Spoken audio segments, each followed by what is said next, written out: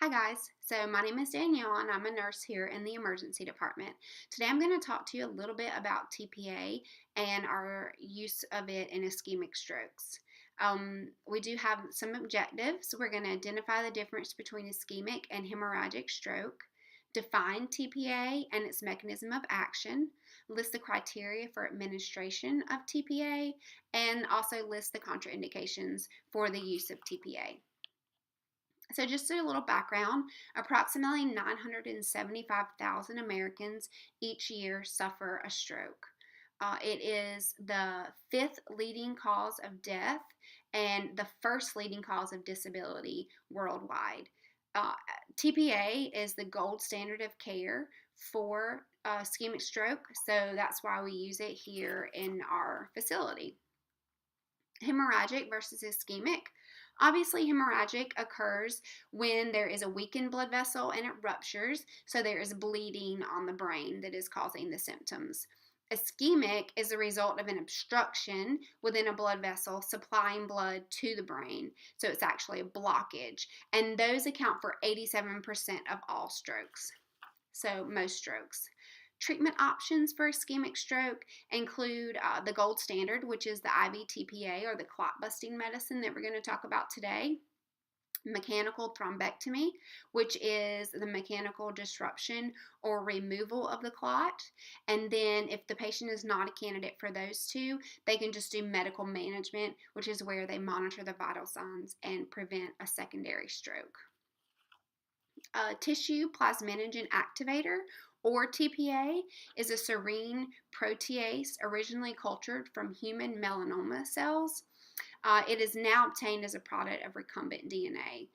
It promotes thrombolysis by converting plasminogen to plasmin, which degrades fibrin to fibrinogen. So it's just a huge clot busting medicine. How we administer tPA, it is weight-based. It has a short half-life of only 5 to 30 minutes. So the first 10% is administered over the first minute, and then the other 90% is administered over an hour. The total dose of tPA for ischemic stroke is 0.9 milligrams per kilogram with a max dose of 90 milligrams. Just be aware that tPA is also approved for MIs and massive PEs. The highest dose for the PE is 100 milligrams, so that's why you'll see that our tPA comes in 100 milligram vials.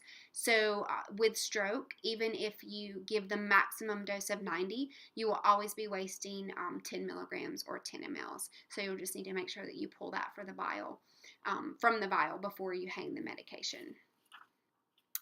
Candidates for tPA, obviously those who have a diagnosis of ischemic stroke with a measurable neurological deficit, patients who are 18 years of age or older, or an onset of symptoms less than or equal to 3 hours.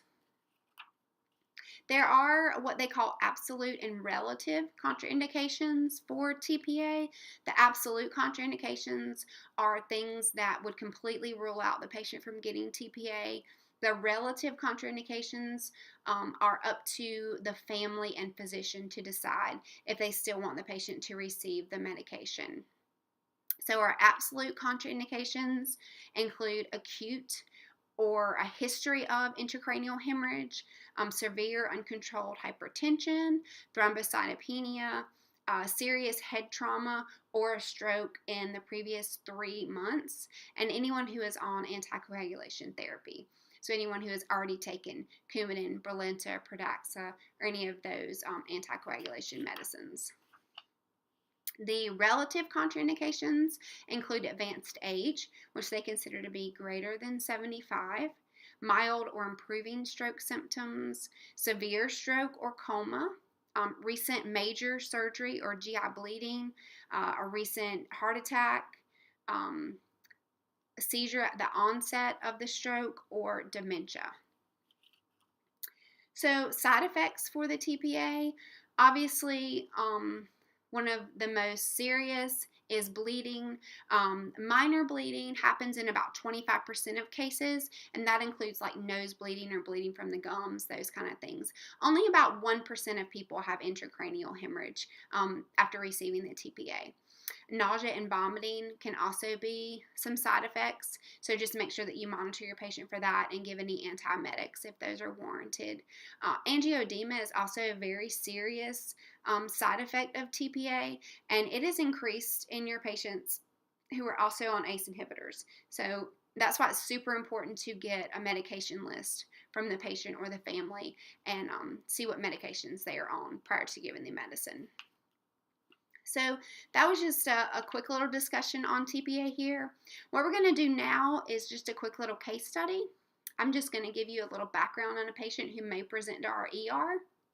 And I just want you guys to let me know if you have all the information that you would need to administer the tPA, or if there were some other questions that you might need to have answered from the doctor or the family. After that, I'll stick around for any questions that you might have and be happy to answer those. Or if you have any interesting case studies that you want to tell me yourself, please do that. Also, I have like a 4-question quiz that I'll give to you that if you could just complete and hand in to me before you leave, that would be great. So you have a 75-year-old female who presents to the ED with witnessed onset of left hemiplegia and slurred speech. On your exam, she has a right gaze deviation, left side neglect, and an NIH score of 17. She's already been to CAT scan from EMS, and it is negative for hemorrhage. She has a history of high blood pressure, diabetes, and AFib. So while that is a lot of information, I would expect that your questions to be, because of her AFib, what medicines is she on at home? Is she taking Coumadin or another blood thinner? Also, because of her high blood pressure, is she on an ACE inhibitor, which is not a contraindication, but is certainly something very important for you to know. But you do need to know what her blood pressure is, and is it severely high or uncontrolled. The other major question that you would need answered is, although it says witnessed onset, you need to know when that was witnessed and what time it was. So the answers to those questions would be no, she is not taking a blood thinner. Her blood pressure is 170/85, and she is not on an ACE inhibitor. And the onset was 1 hour ago. So with that information, it would be safe to say that she is an excellent candidate for tPA, and you could probably go ahead and start getting that ready and make sure that you have her weight, an accurate weight, not a stated weight, to give the medication. So thank you for listening today, and I'm going to hand out those quizzes, and then I'll be around to answer any questions. Thanks.